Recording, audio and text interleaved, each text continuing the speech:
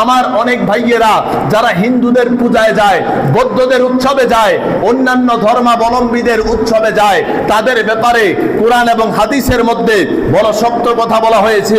এমনও বলা হয়েছে যে যেখানে যেই জায়গার মধ্যে কোনো বিধর্মীর উৎসব চলে, যেই জায়গার মধ্যে কোনো বিধর্মীদের উপাসনালয় আছে, ওই জায়গাগুলোর মধ্যে আল্লাহ তাআলা সব সময় গজব নাজিল করতে থাকে। জোরে বলেন নাউজুবিল্লাহ। এখন আমরা কি রহমত চাই নাকি গজব? না না, আওয়াজে মনে হচ্ছে কেউ কেউ গজব চায়। বলেন আমরা কি রহমত চাই নাকি গজব? এগুলো আপনাদের জানা বড় দরকার। সুনানে বাইহাকি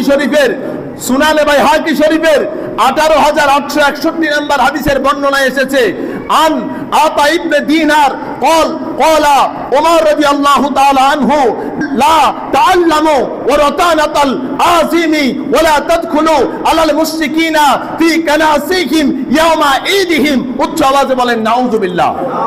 মনোযোগ দিয়ে শুনতে হবে।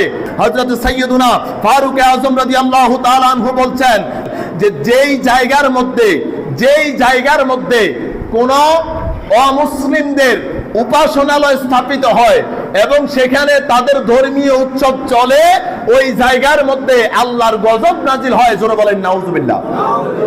তাহলে যেই জায়গায় গজব নাজিল হয়, যেই জায়গায় আল্লাহর রহমতের বিপরীত জিনিস আছে, ওই জায়গায় আমরা মুসলমান হয়ে যেতে জোরে বলেন যেতে পারি না।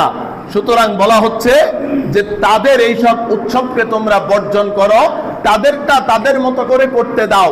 সেখানে গিয়ে হামলা, সেখানে বাধা দেওয়া, তাদের উৎসব বন্ধ করে দেওয়া, এটা যেমন ইসলাম অনুমোদন করে না, একই ভাবে আপনি মুসলমান হয়ে তাদের উৎসবে গিয়ে শরীক হবেন, তাদের সাথে পূজা দিবেন, পূজার প্রসাদ গ্রহণ করবেন, তাদের সাথে নাচবেন, তাদের সাথে ধর্মীয়ভাবে একটা সম্পর্ক রাখবেন, এইটাও ইসলাম সমর্থন করে।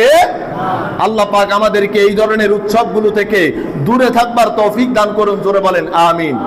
আরেকটু মহব্বতের আওয়াজে বলেন আমিন।